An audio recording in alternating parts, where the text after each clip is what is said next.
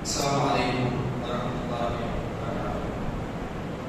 الحمد لله نحمده ونستعينه ونؤمن به ونتوكل عليه من شرور أنفسنا ومن سيئات أعمالنا. من يهده الله فلا مضل له ومن يضلل فلا هادي له. وأشهد أن لا إله إلا الله وحده لا شريك له وأشهد أن محمدا عبده ورسوله.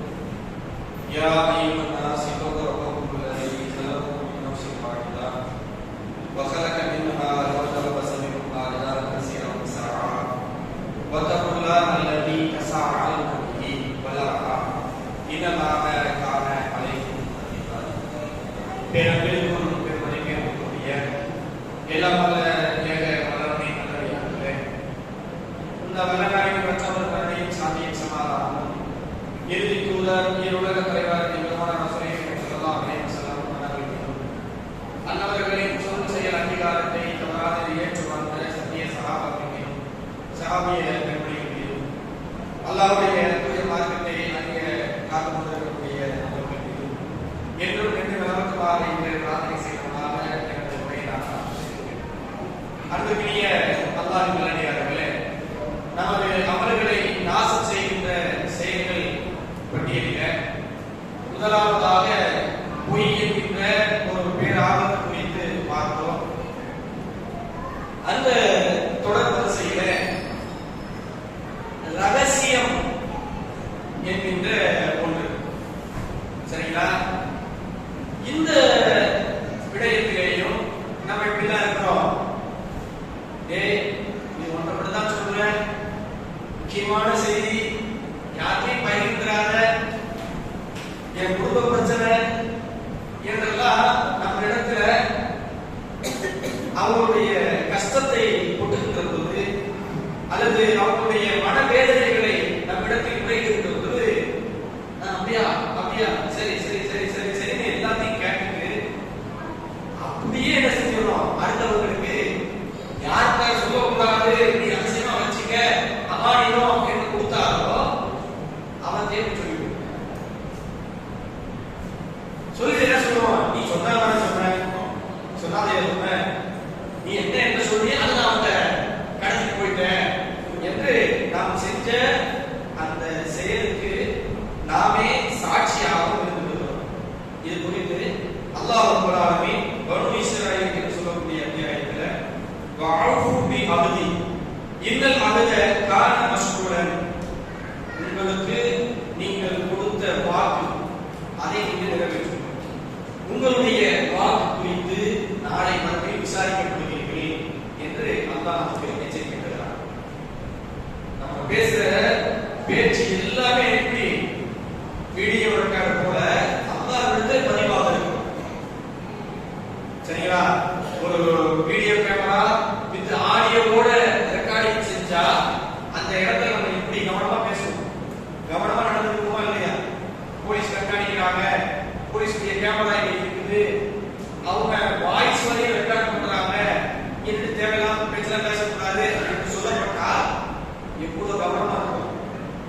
அப்படியே பொத்தி பாப்பா அடங்கி பேசக்கூடிய ஆட்கள் கூட அந்த மாதிரி இடத்துல போனோம்னா வாய்ப்பு பூமியா இருக்கிறமா இல்லையா? ஒரு எஸ்பி ஆபீஸ் கலெக்டர் ஆபீஸ் போறீங்க, அங்க போய் நான் எப்போதும் தனப்பா பேசுறாரு, அதனால நான் என்கிட்ட ரகசியமே இருக்காது, நான் ஓபன் டைம் அப்படின்னு சொல்லிட்டு அங்க போய் கிட்ட கட்டிருக்குமா? ரொம்ப கவனமா இருக்குமா இல்லையா? அங்க போய் நான் ஓபன் டைம் அப்படின்னு நம்ம பேசணும்னா அடிச்சு நினைச்சுவோம், ஒண்ணு உள்ள தூக்கி போடுவோம் அல்லது வெளியே தூக்கி போடுவோம். அப்ப ரகசியங்களை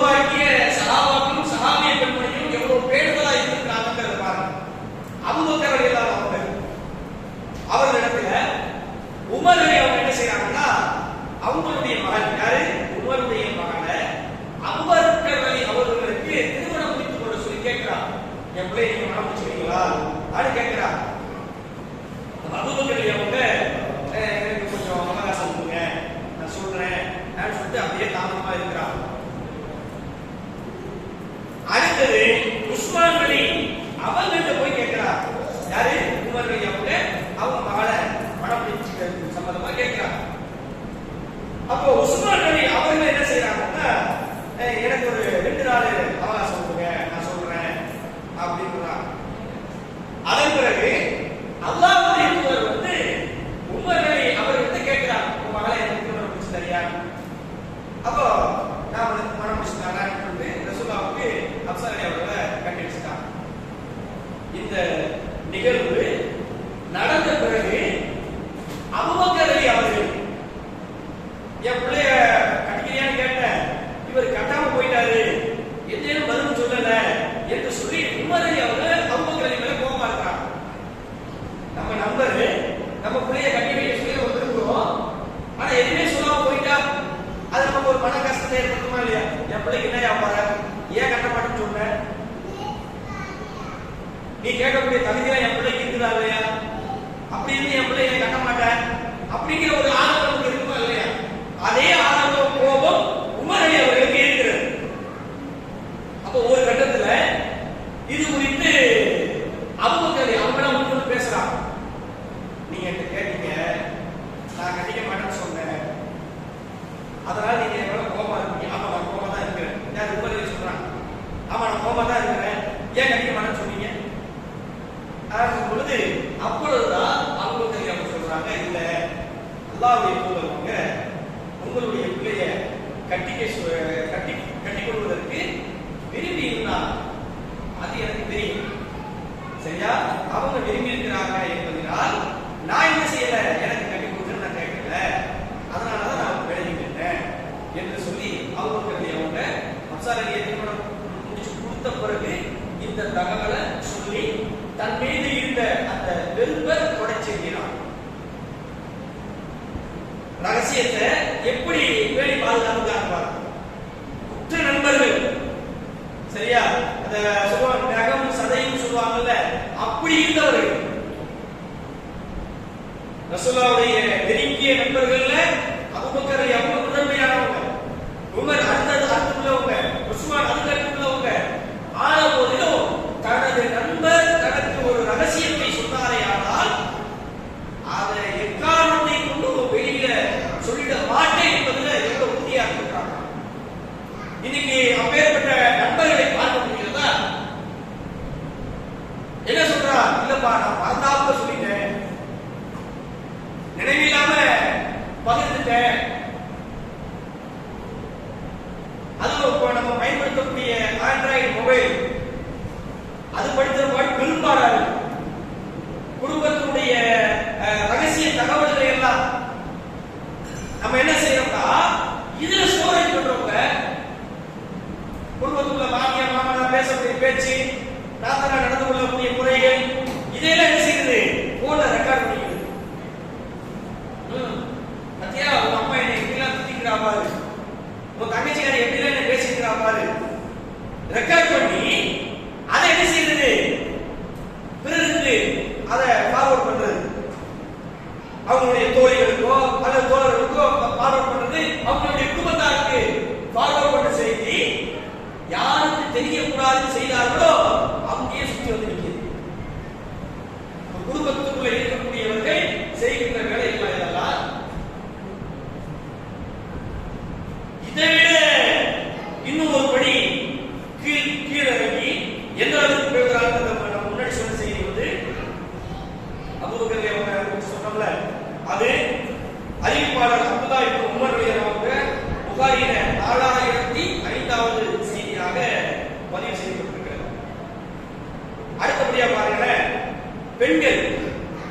பெண்களிடத்துல ஒரு ரகசியத்தை சொல்லணும்னு வைங்களேன், இந்த ரகசியம் பாதுகாப்பா இருக்கணும், யார்ட்டையும் சொல்லிடக்கூடாது, நானா சொல்லுவேன், நானும் சொல்ல மாட்டேன், நானும் என் மனசுல போட்டு அப்படியே கண்டு மாதிரி கிடக்கும், நீயே கேட்டா கூட நான் சொல்ல மாட்டேன், தான் என்ன செய்வாங்க, டயலாக்னா விடுவாங்க. ஆனா தகவல் போயிடுச்சு வைங்க, ஒரு செய்தி நம்ம சொல்லிட்டோம் வைங்க, சொன்ன செய்தி என்ன ஆகும், அப்படி இந்த மைக்ரோ செகண்ட் மாதிரி அதை காட்டிலும் வேகமா படைக்கும் பெண்கள் போடக்கூடிய செய்தி. நம்ம ஒரு சொல்றது சொல்ல யதார்த்த ஒரு சூழலை சொல்றோம்,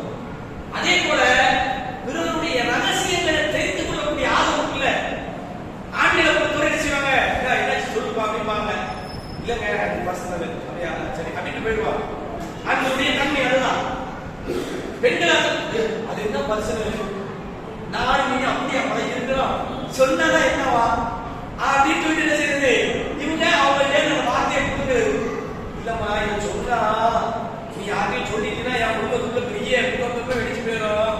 அதனாலதான் நான் யார்கிட்டையும் சொல்லுவேனா என்கிட்ட சொல்லு அப்படியே மனசுல கிடக்கும். உன் மனசுல இருக்கக்கூடிய வார்த்தை என்கிட்ட இறக்கி வை. இப்படி எல்லாம் டயலாக் சரி நீ சொன்னப்படா யார்கிட்ட சொல்லக்கூடாதோ அங்கே போய் சேர்ந்து செய்யும்.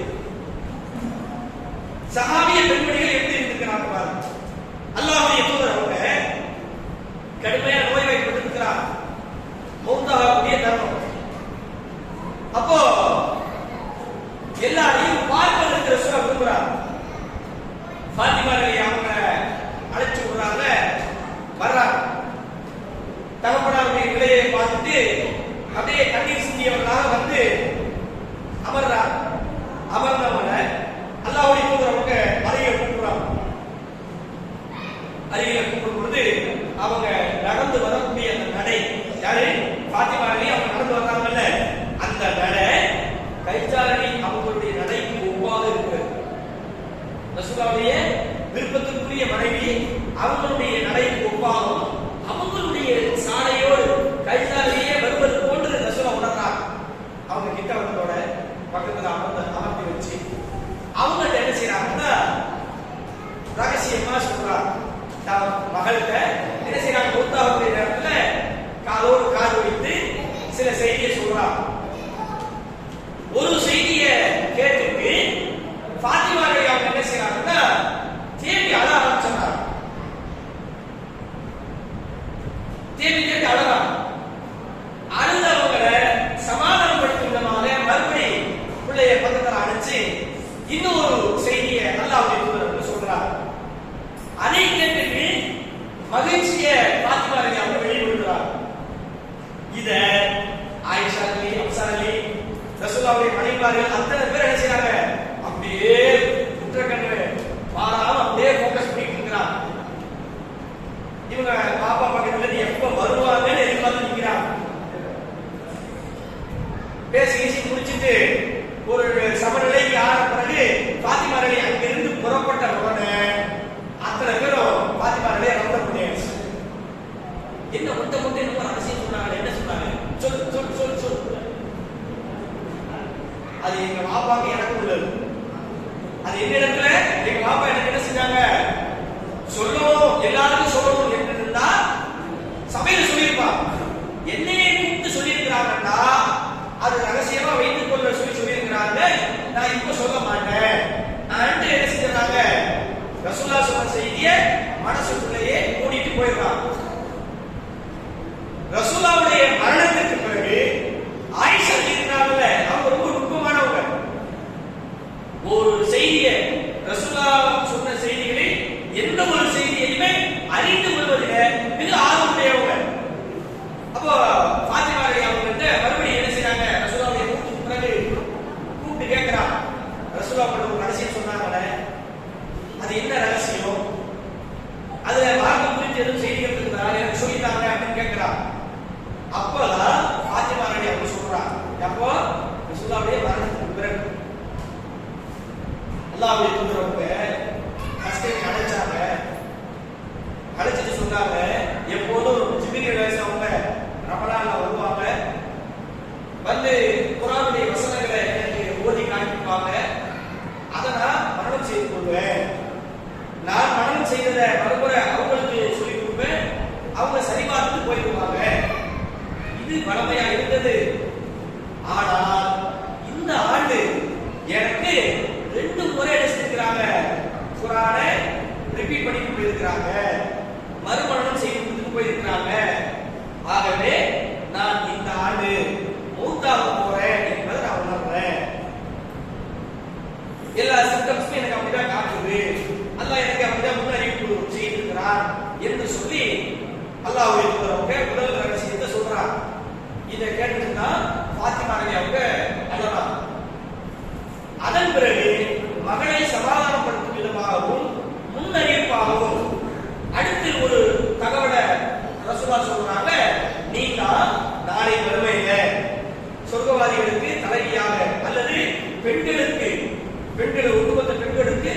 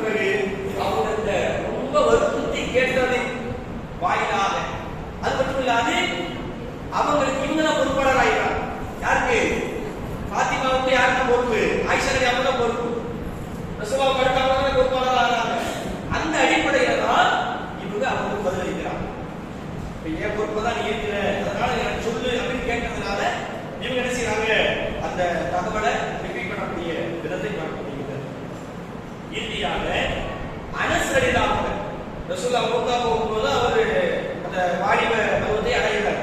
சின்ன சின்ன பிள்ளையா தான் இருக்கிறார். அவருக்கு அல்லாஹ்வுடைய தூதர் அவங்க சில வேலைகளை வாங்குவாங்க. இந்த வேலை பார்க்க இது பார்க்க சொல்லுவாங்கல்ல. இந்த தகவலும் கூட தன்னுடைய தாயார்கிட்ட சொல்ல மாட்டாங்க. அரசியல் ஒருவர் அவங்க கேட்கிறாங்க, அரசியல் அவங்களுடைய தாயாரு அரசியல் அவங்க கேட்கிறாங்க, ரசூலுல்லாஹ் என்ன வேலை கேட்கிறாங்க, என்ன வேலை பார்த்து கொடுத்ததில்ல அப்படின்னு கேட்கிற போது, இல்ல அது அல்லாஹ்வுடைய தூதருக்கு எனக்குமானது, எங்களுக்குள்ள ஒரு ரகசியமான ஒரு தகவல், அதற்கு அவங்க சொல்ல வேண்டிய அவசியம் இல்லை என்று சொல்லி அவங்க மறுத்த அந்த விதத்தை பார்க்க முடியாது. இதோட இந்த ரகசிய விஷயங்களை தெரிந்து கொள்வதில் நம்ம ஆர்வம் செலுத்துறோம்ல, எப்பேற்பட்ட பாவம் என்பதை அல்லாஹ்வுடைய தூதருக்கு நமக்கு கண்டிக்கிறாங்க. இது குறிப்பா பெண்களிடத்துல இந்த நோய் குடிக்கொண்டிருக்கிறது. என்ன நோய் அப்படின்னா, புதுமண தம்பதிகள் இருக்கிறாங்க, அவங்களுடைய அந்தரங்க விஷயங்களை தெரிந்து கொள்வது, அல்லது கணவன் மனைவி அவங்களுக்குள்ள நடக்கக்கூடிய அந்தரங்க விஷயங்களை தெரிந்து கொள்வது, அதில் ஆர்வப்படுவது, இன்னைக்கு என்ன நடந்துச்சு எது நடந்துச்சு அப்படிங்கிறத தெரிந்து கொள்வதில் ஆர்வப்படக்கூடிய ஒரு நிலையை பார்க்கிறோம். அல்லாஹ்வுடைய தூதர் சொல்றாங்க, தானும் தனது மனைவியும் இல்லறத்தில் ஈடுபட்ட பின்னர் அவரது அந்தரங்கத்தை பரப்புவது, அது குறித்து உரையாடுவது, இப்ப அது ரொம்ப இலகுவா போயிடுச்சு. ஆண்களும் சரி பெண்களும் சரி என்ன செய்யறாங்க, தன்னுடைய மனைவி இடத்துல எப்படி இருந்தாங்கிறத ஆண்களும் பரப்பி கொள்கிறார்கள். அதே போல பெண்களும் என்ன செய்யறாங்க, அதை பரப்பி கொள்கிறார்கள். அது குறித்து அல்லாஹ்வுடைய தூதர் கடும் எச்சரிக்கிறாங்க. மறுமையில் அல்லாஹ்விடம் மிக மிக கெட்ட மனிதர்கள் அவர் வார்த்தைகள், மனிதர்களிடையே மிக மோசமான மனிதர்கள் இந்த மாதிரி பேச்சு பேசக்கூடியவர்களால் என்று அல்லாஹ்வுடைய தூதர் அவங்க கடும் எச்சரிக்கிறாங்க. அபூ சய்யித் அல்-குத்ரி ரலியல்லாஹு அன்ஹு அறிவிக்கிறாங்க. முஸ்லிம்ல 2832வது செய்தியா பதிவு. அப்ப இந்த விஷயத்துல நம்ம ரொம்ப எச்சரிக்கையா, ஒரு பர்சனலா நடக்கக்கூடிய ஒரு நிகழ்வுல நம்ம என்ன செய்யறோம்னா, இன்னைக்கு எந்த அளவுக்கு மடிஞ்சு போச்சுன்னா அந்த போட்டோ வீடியோல இருக்கக்கூடிய கேவலங்களை நம்ம பார்க்க முடியுது. நம்ம போனு நம்ம கையில தான் எப்படி நீங்க நினைச்சிட்டு இருக்கீங்க, சரிங்களா? இந்த போனே நம்மளை விட்டு யாரும் பார்க்க மாட்டாங்க, நம்ம பாக்கெட்ல இருக்குது, நம்ம கைக்குள்ள இருக்குது என்று நம்ம தப்பு கணக்கு போட்டு இருக்கிறோம், சரிங்களா? இந்த போன்ல நம்ம இன்ஸ்டால் பண்றோம் பாருங்க, ஆப் டவுன்லோட் பண்றதுக்காக பிளே ஸ்டோர்ல இன்ஸ்டால் பண்றோமா, அந்த இன்ஸ்டால் பண்ணும்போது அவன் கேட்குவான், அலோ அலோ அலோன்னு சொல்லிட்டு சில மெசேஜ்கள் நமக்கு வரும். அலோ பண்ணாதான் உள்ள போக முடியும். அப்ப நம்ம என்ன செய்வோம், அலோ அலோ அலோன்னு அடிச்சு விட்டுருவோம்.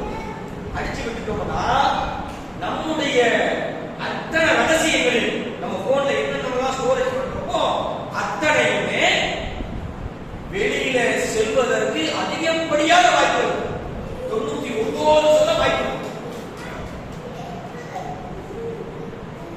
நீங்க நினைப்பீங்க, நீங்கள் நானும் தான் இருக்கிறோம், பர்சனலா எடுத்து நம்ம பர்சனலா வச்சுக்கலாம், அதை யார் பார்க்க போறா, யாருக்கு நம்மளா போய் காட்ட போறோம் என்றெல்லாம் நம்ம நினைக்கிறோம்.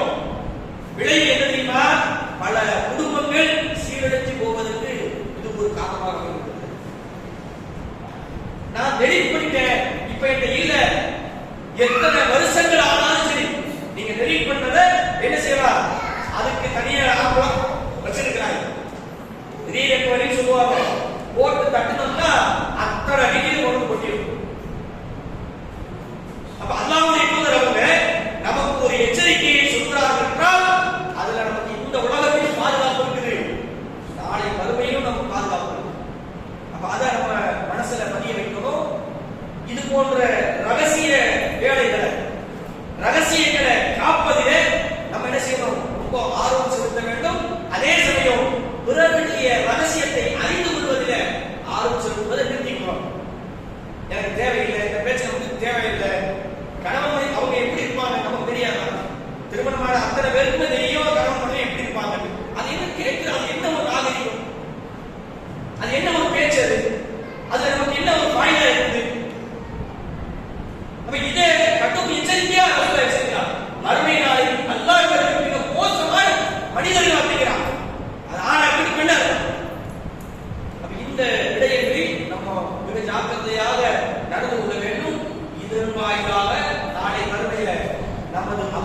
எல்லாம் நாசமா போயிடும். நீங்க தொழுது, நோன்பு வச்சது, ஜகாத் கொடுத்தது, ஹஜ் செஞ்சது, எந்த நன்மையும் பேசப்படாத அல்லாஹ்விடத்துல மனிதர்களை மோசமான போடா வெளியே என்று அல்லாஹ் ரப்பல் ஆலமீன் நம்மை தூக்கி எறிவதற்கு இது ஒரு காரணமாக அமைந்துள்ளது. ஆக இந்த விஷயத்துல மிக ஜாக்கிரதையாக செயல்படுகின்ற வாய்ப்பை வல்ல ரஹ்மான் நம் அனைவருக்கும் தந்து புரிவானாக. வாஹ் அஸ்ஸலாமு அலைக்கும் வரஹ்மத்துல்லாஹி வபரகாத்துஹு. இறுதியாக